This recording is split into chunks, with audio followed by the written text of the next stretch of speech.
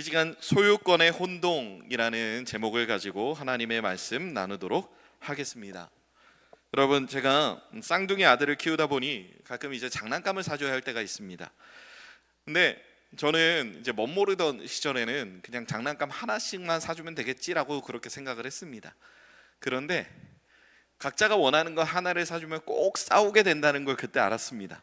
그래서 장난감을 사주려면 정말 지혜로운 선택은 뭐냐면 똑같은 장난감을 2개 사줘야 한다는 겁니다.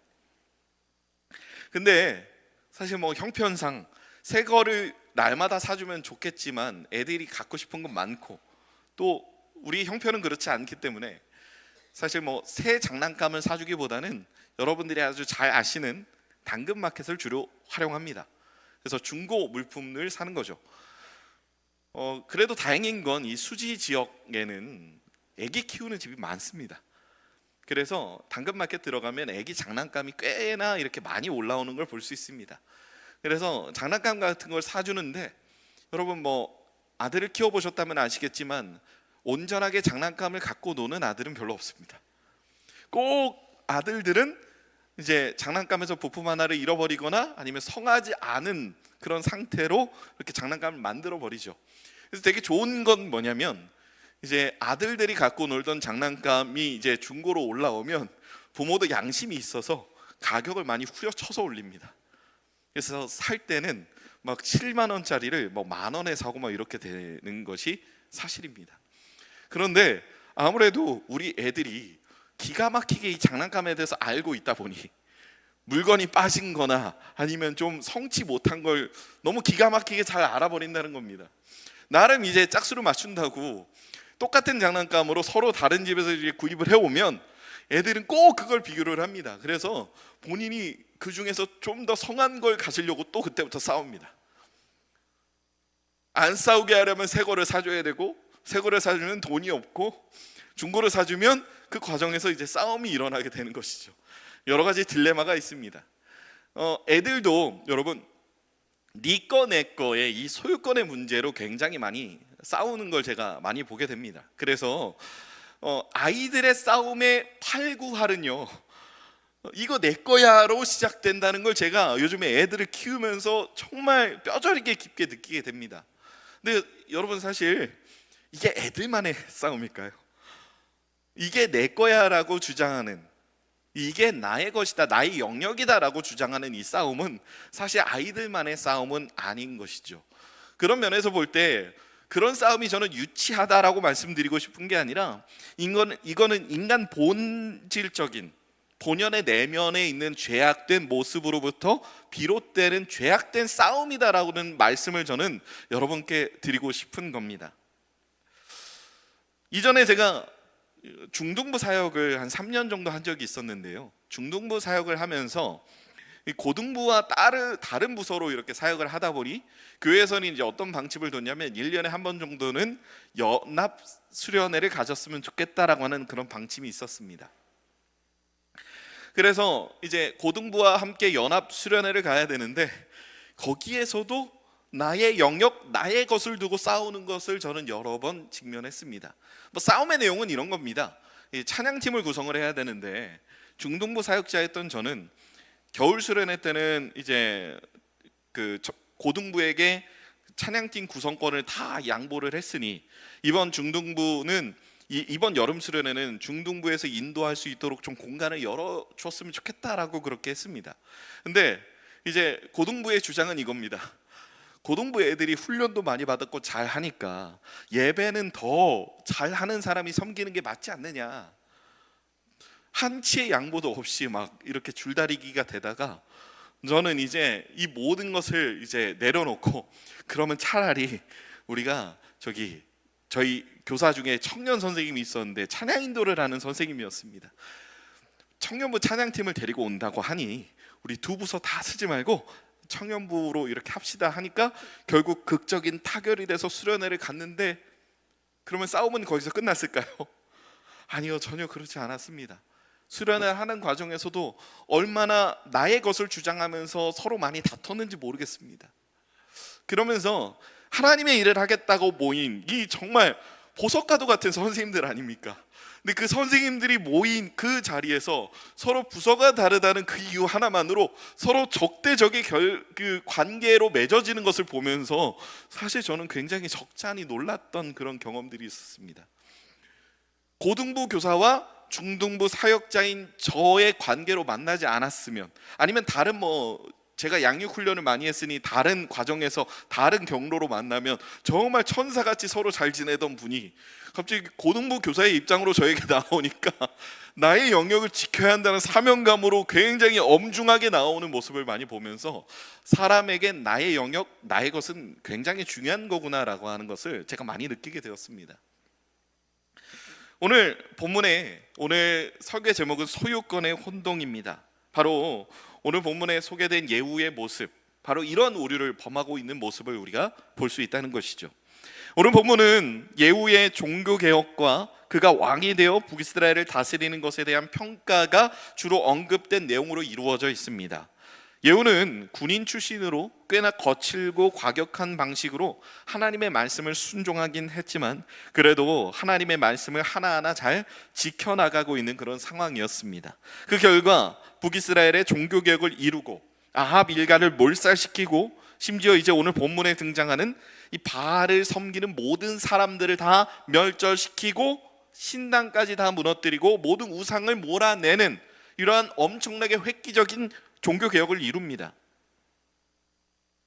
그래서 그는 훗날 하나님의 말씀을 잘 순종했다라고 하는 선한 왕이었다라고 하는 평가를 듣습니다. 오늘 본문 28절의 말씀이 그것인데요, 우리 28절 말씀 다 같이 합독하겠습니다. 예후가 이와 같이 이스라엘 중에서 바알을 멸하였으나, 바알을 멸했다고 하는 건 하나님이 예후에게 명령한 사실인데 이것을 그대로 그가 잘 순종했다는 것을 보여주는 단적인 예라고 할 수 있겠죠. 그렇지만 이 예후에 대한 평가는 여기서 끝나지 않습니다. 예후는 이 이후에 그가 했던 중요한 실수에 대한 언급이 이어지는 29절에 등장한다는 것을 우리가 볼 수 있기 때문입니다. 우리 29절 말씀도 다 같이 합독하겠습니다. 이스라엘에게 범죄하게 한 느밧의 아들 여로보암의 죄, 곧 베델과 단에 있는 금송아지를 섬기는 죄에서는 떠나지 아니하였더라. 여러분, 예후는요 여로보암의 죄에서 떠나지 못했다고 오늘 본문은 언급하고 있죠. 그 죄악의 내용은 무엇입니까? 그것은 바로 베델과 단에 세워둔 금송아지 우상을 섬기는 죄에서 떠나지 않은 것입니다. 여러분, 사실 예후가 뭐가 아쉬워서 금송아지 우상을 섬기고 싶었겠습니까? 예후는 금송아지 우상에 대한 어떤 특별한 정이 있다거나 내가 이것을 반드시 섬겨야 한다는 사명감을 갖고 지금 이 우상을 붙들고 있는 게 아니었습니다. 그렇다면 우리는 이 베델과 단에 세워진 금송아지 우상이 왜 세워졌는지에 대한 이유를 먼저 확인해 봐야 되겠죠. 여러분, 이 본문은 이것이 여로보암의 죄라고 말합니다. 여로보암은 이제 솔로몬의 아들인 르호보암이 이스라엘의 왕이 되었을 때 남과 북으로 갈라진 상황에서 북이스라엘의 초대 왕이 되었던 사람입니다. 근데 이 사람은 베델과 단에 금송아지 우상을 세우는데 그 이유와 목적은 이런 것이죠. 이스라엘 백성들이 이제 북쪽에는 하나님을 예배하는 성전이 없기 때문에 하나님을 예배할 때마다 성전을 내려가기 위해 남유다를 꼭 내려가야 하는 상황에서 이제 예루살렘으로 가서 성전에서 하나님을 예배할 때 뭔가 은혜를 받아서 혹시나 저 사람들이 안 돌아올까 하는 그 염려 때문에 그 사람들을 막기 위한 목적으로 먼저는 베델에 금송아지를 세운 것이죠. 왜냐하면 북이스라엘의 경계의 최하단 쪽에 있는 곳이 베델이었기 때문입니다. 그렇다면 단은 어디일까요? 거의 가장 북쪽에 위치한, 그래서 북쪽에 다른 나라의 우상의 마음을 뺏겨서 다른 나라로 건너가는 것을 막기 위해서 베델과 단에 각각 우상을 세웠던 것이죠. 그렇다면 우리는 여기서 확인해 봐야 될 것이 있습니다. 여러분, 예후는 왜 금송아지 우상을 섬기는 죄에서 떠나지 않았을까요? 이유는 너무 명확하죠. 하나님이 여태까지 자신을 이끌어 오셨고 하나님의 명령대로 그가 순종을 해서 이제는 그가 그렇게 꿈꾸던 이스라엘의 왕의 자리에 올랐습니다. 여태까지 하나님이 나를 도와주셨다는 것 압니다. 그리고 하나님의 힘으로 자신이 이 자리에 올 수 있었다는 것 알고 있습니다. 그런데 막상 이스라엘의 왕이 되니 이제 이것이 나의 것인 것처럼 느껴지고 있는 것이죠. 그래서 제가 오늘 설교 제목을 소유권의 혼동이라고 잡은 것입니다. 여러분, 혼동이란 말은 무슨 의미일까요? 바로 이 같은 것에서 뭔가 혼란스러움을 느낀다는 것입니다. 혼동이라고 하는 건 이 비슷한 것이 무엇이 다른지 제대로 구별하지 못하는 혼란스러운 상태를 뜻합니다. 여러분, 이스라엘은 누구의 것입니까? 하나님의 것입니다. 그리고 예후가 갖고 있는 왕의 직분도 하나님의 것이죠.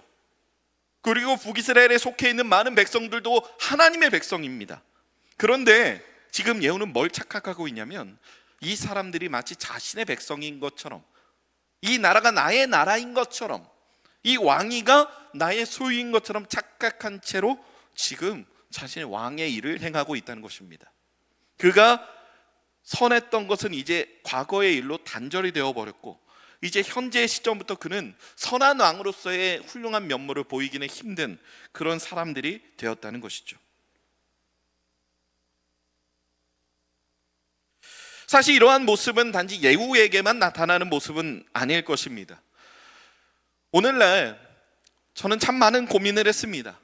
여러분, 생각해 볼까요? 자신의 인생을 바쳐 큰 교회를 일궈낸 여러 존경스러운 목사님들이 참 많습니다.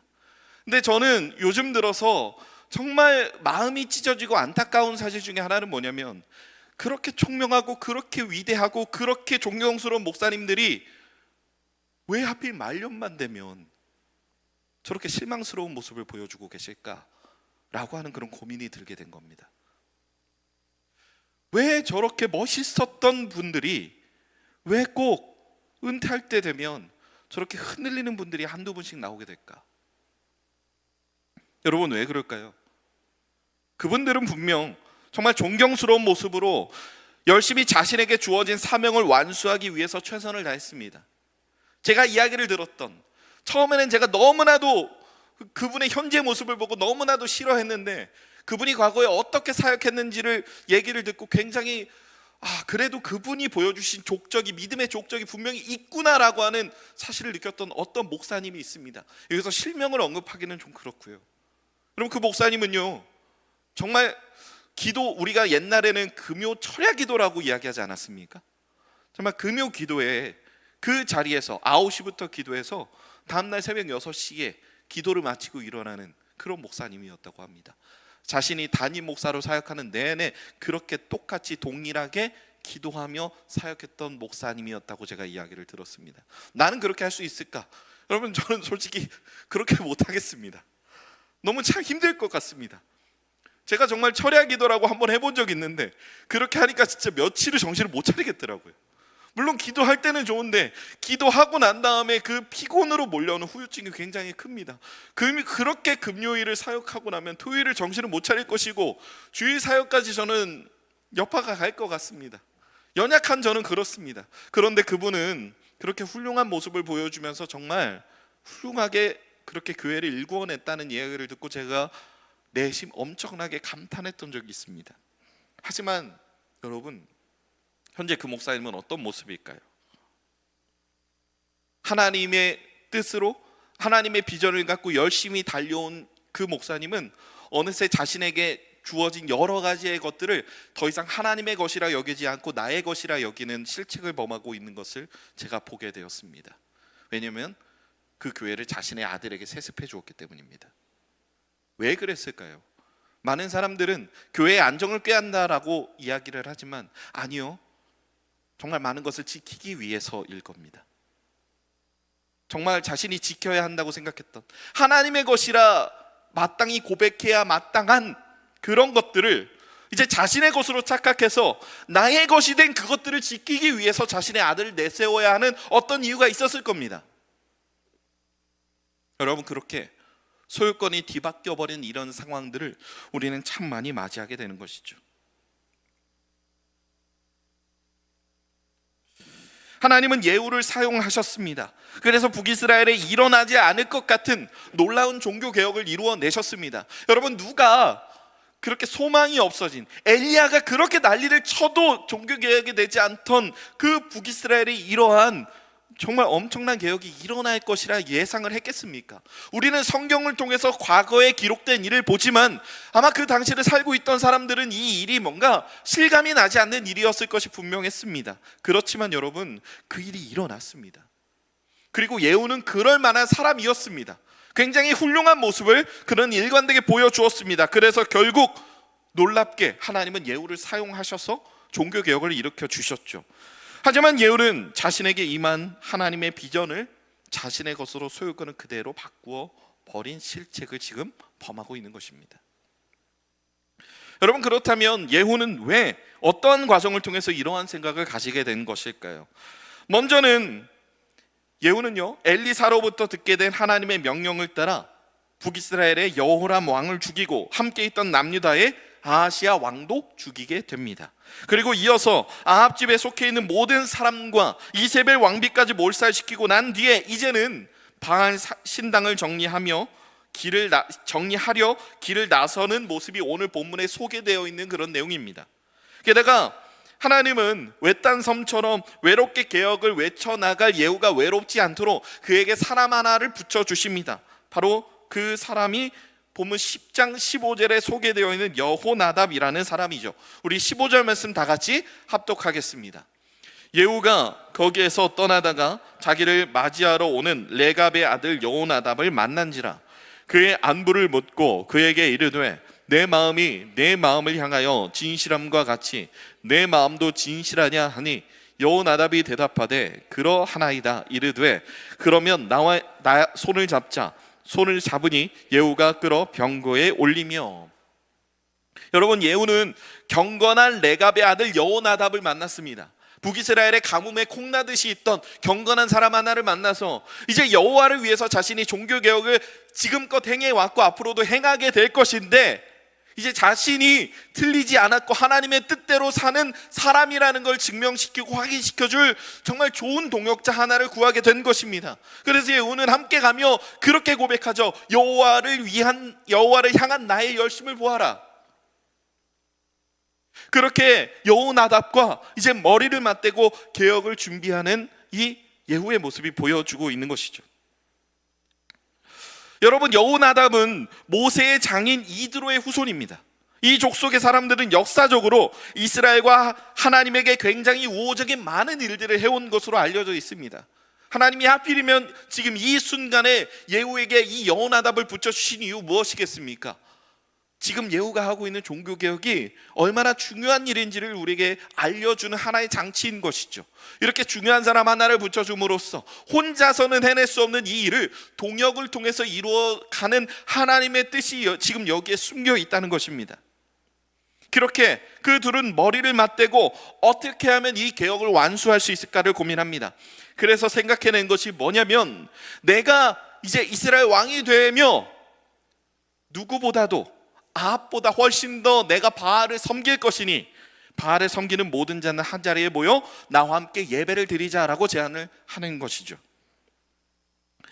당시 아합의 집에 속한 모든 사람들이 다 죽은 상황이었기 때문에, 그리고 이세벨도 죽은 상황이었기 때문에 이세벨의 부름을 받아온 바알과 아세라의 선지자들은 굉장히 두려움에 떨 수밖에 없는 상황에서 지금 이제 예후가 내가 이제 바알을 섬기겠다라고 외치는 이 소리가 굉장히 반갑게 들릴 수밖에 없는 것입니다.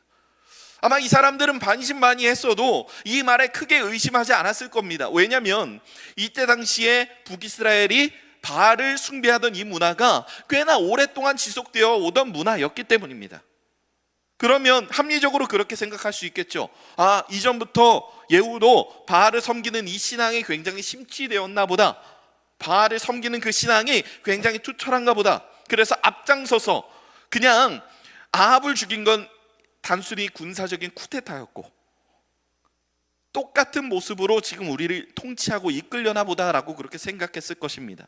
그래서 예후의 부르심을 받은 바알을 섬기는 모든 사람들이 한 자리에 모입니다.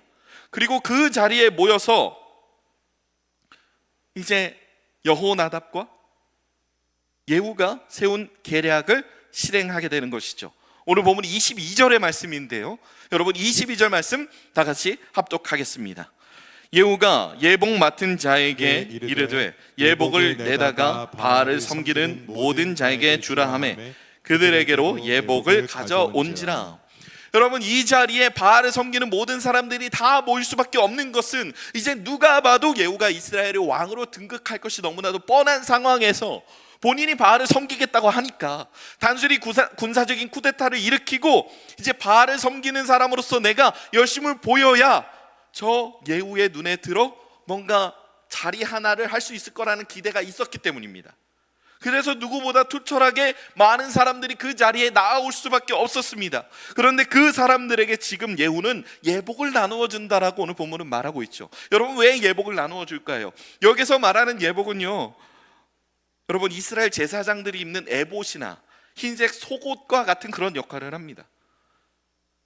제사를 드리기 전 제사장들이나 있는 그런 옷을 다 입힘으로 뭔가 경건하게 예배를 드리는 모든 준비를, 만반의 준비를 갖췄다는 것을 보여주고 있는 것이죠. 근데 여기서 되게 중요한 것이 있습니다. 이러한 예복을 입을 땐 경건하게 자신의 몸을 가꿔야 하기 때문에 어떤 무기도 소지할 수 없다는 겁니다. 그러면 어떻게 되는 걸까요? 한 공간에, 밀폐되어 있는 한 공간에 바알을 섬기는 모든 사람들이 전부 다 무장이 해제된 채로 모여 있습니다. 한꺼번에 몰살시키기 딱 좋은 상황이 되는 것입니다. 그리고 이 이후의 일은 우리가 아주 잘 알고 있듯이 이제 모든 사람들이 번제를 마치고 난 뒤에 예후가 군사들에게 명령하여 바알을 섬기는 모든 사람들을 다 몰살시키라는 명령으로 이어지는 것을 우리가 보게 됩니다. 그 이후에 여러분, 예후는 어떻게 했을까요? 바알의 모든 우상을 다 부숴버리고 그리고 바알을 섬기는 신당을 전부 다 변소로 만들어 버렸다. 굉장히 크나큰 종교개혁을 감행한 것입니다. 여러분, 근데 우리가 한번 상식적으로 생각해 볼까요? 예후의 입장에서 이제 이스라엘의 왕이 될 것인데, 그리고 바알을 섬기는 역사가 꽤나 오랜 시간 동안 지속이 되어 온 것이 사실입니다. 여러분, 이런 상황에서 바알을 섬기는 모든 사람들을 죽이는 것이 과연 예후가 이제 왕으로서 가져야 하는 이 백성들로부터 민심을 얻는데 이게 플러스가 되겠습니까? 마이너스가 되겠습니까? 누가 봐도 마이너스인 것이죠. 여호와 하나님을 섬기는 신앙을 제대로 가르쳐주지도 않으면서 우리가 섬기고 있는 이 소중한 우상을 앗아가 버리는 예후가 백성들의 입장에서는 미울 수밖에 없는 것이죠. 여러분, 예후라고 이 사실을 몰랐을까요? 아니요, 잘 알고 있었을 것이 분명합니다. 그래서 여호나답에게 그렇게 말하는 것이죠. 여호와 하나님을 향한 나의 열심을 보아라. 내가 하나님을 이렇게 사랑하기 때문에, 내가 하나님을 향해 이러한 열심을 갖고 있기 때문에 이러한 일까지 나의 위협을 무릅쓰고 내가 지금 열심히 행하고 있다라는 사실을 본인이 증명하고 싶어 했던 것이죠.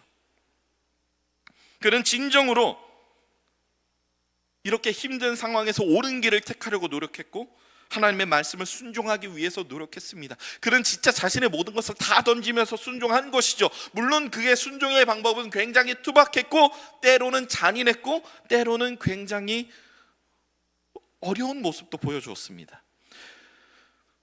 하지만 물론 이러한 예후의 헌신은 하나님께 인정받았습니다. 그래서 오늘 보면 30절에서 하나님은 예후에게 이렇게 말씀하시는 것이죠. 여러분, 우리 30절 말씀 다 같이 합독할까요? 여호와께서 예후에게 이르시되 내가 나 보기에 정직한 일을 행하되 잘 행하여 내 마음에 있는 대로 아합 집에 다 행하였은즉 내 자손이 이스라엘 왕위를 이어 4대를 지내리라 하시니라.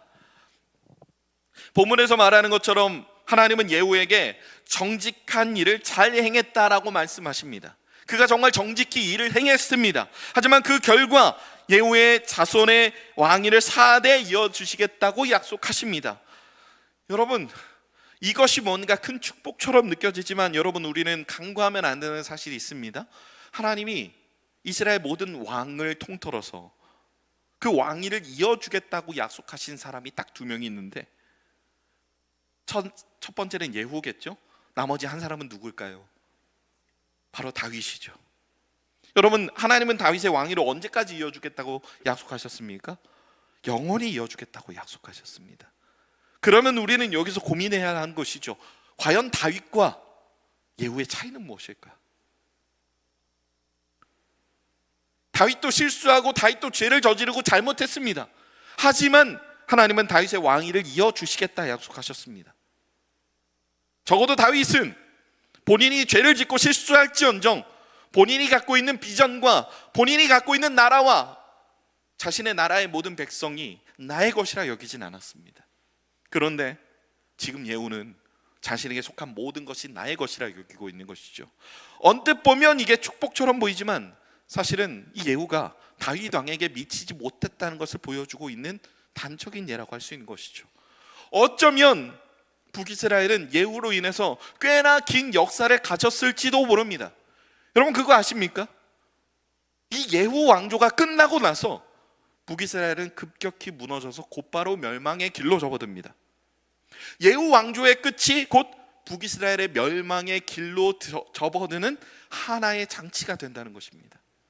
예후의 멸망, 즉 예후 이후에 이스라엘을 선하게 다스릴 왕이 없다라고 하는 것이죠. 그리고 그 일을 지금 예후가 하나의 실책을 통해서 이루어냈는데 그것이 무엇입니까? 베델과 단에 있는 금송아지를 치우지 않은, 이것을 버리지 않은 그의 죄로 말미암아 지금 이 일이 이루어졌다는 것이죠. 그는 자신의 모든 것을 다 던져 헌신했지만 헌신한 결과가 이렇게 나타나고 있다는 것입니다. 여러분 그런 의미에서 우리의 삶에도 이렇게 소유권의 혼동을 일으키는 일들이 얼마나 많은지 모르겠습니다. 여러분 여러분에게 하나님이 주신 비전이 있을 것입니다. 그리고 여러분들의 삶에 주어진 직분이 있을 것입니다. 그리고 여러분들의 자녀, 직업, 사업체 등등 참 많은 것들에 있어서 우리는 이것을 일구는데 내가 고생했으니, 내가 여태까지 열심히 헌신하고 노력했으니 이제는 이것을 나의 것으로 여겨도 되지 않을까라고 하는 함정에 빠져드는 일이 얼마나 많은지 모릅니다. 시작은 간절한 마음으로 기도함으로 나아가죠. 하나님께서 부디 은혜를 주시기를, 하나님이 말씀하신 일이라면 하나님께서 끝까지 나의 삶을 책임지시고 이끌어 가시기를 우리는 간절히 기도합니다. 여러분 저도 시작이 그랬습니다. 하나님께서 저에게 이 목회의 길을 걸을 것을 말씀하셨을 때 저는 사실 제 성격상 제가 많은 사람들과 막 어울리고 막 참 쉽지 않습니다. 여러분 제 꿈 뭐였는지 아십니까? 여러분 제 꿈은 공무원이었습니다. 제 꿈은 공무원이, 수도권에 사는 걸 원치도 않았습니다. 지방 어느 소도시에 살면서 공무원으로 그냥 9시 출근해서 6시에 퇴근하는 그러한 삶을 꿈꾸는 게 저의 삶이었습니다. 저는 딱 그게 저에게 맞다고 생각했습니다. 근데 하나님이 목회의 길을 걸을 것을 저에게 말씀하셨을 때 저는 순종하면서 하나님이 말씀하셨으니까 하나님이 끝까지 나의 삶을 책임져 달라고 그렇게 기도했습니다. 하나님께 책임져 달라고 기도했지만 하나님은 말씀만 하시는 것 같고 고생은 나만 하는 것 같이 느낀 적이 얼마나 많은지 모르겠습니다. 여러분들 근데 그거 아십니까? 제가 저의 삶에서 고생을 많이 했다고 해서 내 삶에 어떤 것이 이루어졌을 때 이게 나의 것이라 여긴다면 여러분 저는 그 즉시 예후가 되는 것입니다. 내가 참 많이 고생했고 다른 사람들이 하지 않았던 고생 내가 더 많이 했고 내가 이런저런 일을 겪으며 나의 삶이 여러 가지의 부침이 있다 할지라도 하나님이 내게 주신 비전은 끝까지 하나님의 것이어야 마땅한 것이죠. 근데 여러분 우리의 삶은 어떻습니까? 이미 나의 것으로 소유권이 바뀌어진 것들이 있지 않습니까? 처음에는 하나님이 주셨다고 생각했고 그리고 하나님이 뭔가 잘 풀리게 하시고 하나님이 뭔가 잘 되게 하셨을 때 이 과정 가운데 이것이 이제 나의 것으로서 뭔가 하나님이 여기에 말씀하시지 않기를 그런 바라는 나의 속마음이 존재하지 않습니까? 여러분 물론 그것들을 일구어내는데 여러 가지 부침을 겪기도 합니다. 말씀에서 드러나는 것이 사실이기도 하지만 예후의 개혁의 과정에서 언제나 예후의 개혁이 순탄하게 이루어진 것만은 아닙니다. 예후는 굉장히 과격하게 개혁을 행합니다. 굉장히 잔인하게 이 일을 행합니다. 이 사람이 정말 하나님의 사명을 받은 사람이 맞는가라고 하는 생각이 들 정도로 예후는 때때로 과격하게 자신의 일들을 행하며 나아갑니다. 하지만 하나님은 예후의 모든 실수를 덮어주시며 그가 이루는 개혁을 향한 그의 마음의 중심을 보십니다. 그리고 끝까지 그의 개혁을 지지해주고 도와주시죠. 우리도 때때로 넘어지는 과정을 겪으며 실수와 넘어짐이 있지만 결국 하나님이 주시는 은혜로 말미암아 우리는 목표한 비전으로 나아갈 수 있게 되는 것입니다. 그런데 우리가 그 목표와 비전으로 나아갔을 때 우리의 태도가 하나님 이제 고생했으니 이제 이것이 나의 것입니다 라는 마음을 우리가 품게 된다면 여러분, 우리는 우리의 마음이 더 이상 다윗이 아니라 예후가 되는 것입니다. 처음에는 하나님이 행하셨다고 고백하고 하나님의 도우심을 찬양하지만 결국 이 모든 것의 소유권이 하나님이 아니라 나에게 있음을 드러내는 삶의 모습들이 여러분, 우리에게는 있지 않습니까? 너희는 먼저 그의 나라와 그의 의를 구하라고 하셨지만 결국 어느새 하나님의 유익은 저 멀리 사라지고 나의 유익을 달려가는 삶이 우리의 삶의 모습 가운데 있다면 여러분, 우리는 그 모습을 마땅히 돌이켜야 할 줄로 믿습니다. 세상은 그런 우리를 향해 성공했다고 말할지도 모릅니다. 정말 하나님의 은혜가 넘치는 삶이었고 하나님이 도우시는 삶이라고 말할지도 모릅니다. 그래서 우리를 우러러 볼 수는 있습니다. 우리는 거기에 우쭐하고 우리의 마음에 안정감이 들 수도 있습니다. 하지만 그 성공과 은혜의 소유권이 하나님이 아니라 나에게 있다면 우리는 얼마든지 하나님과 상관없는 성공과 축복을 누릴 수도 있는 존재라는 것입니다. 여러분, 아이들이 자신의 물건에 소유권을 두고 싸우듯이 어른이 되어 한 교회 안에서 부서가 다르다는 이유로 우리 부서의 영역권을 두고 서로 싸우듯이 여러분, 사람은 하나님과 끊임없이 이 소유권의 문제를 두고 줄다리기를 하며 살아갈 수밖에 없는 것이죠. 계속해서 우리가 이 문제를 신경 쓰지 않는다면 어느새 그 소유권이 나에게로 전부 넘어와서 나의 마음대로 나의 삶을 다 이끌어 나가는 것입니다. 하나님이 저 목표, 저에게 목사가 되라는 목표를 말씀하셨으니까 목사가 된 다음에 제 마음대로 사역하면 되겠습니까? 아니죠. 이 목사의 직분마저도 하나님의 것입니다. 그리고 제가 앞으로 걸어 나갈 길도 하나님의 것이고 제가 어떤 교회를 일구게 된다면 그 교회도 하나님의 것인 것이죠. 그 소유권을 제가 잃어버리게 됐을 때, 잊어버리게 됐을 때 여러분, 저는 정말 진정으로 예후가 된다는 것입니다. 그것이 저만의 이야기가 아니라 우리 모두의 이야기가 될 수 있다는 것이죠.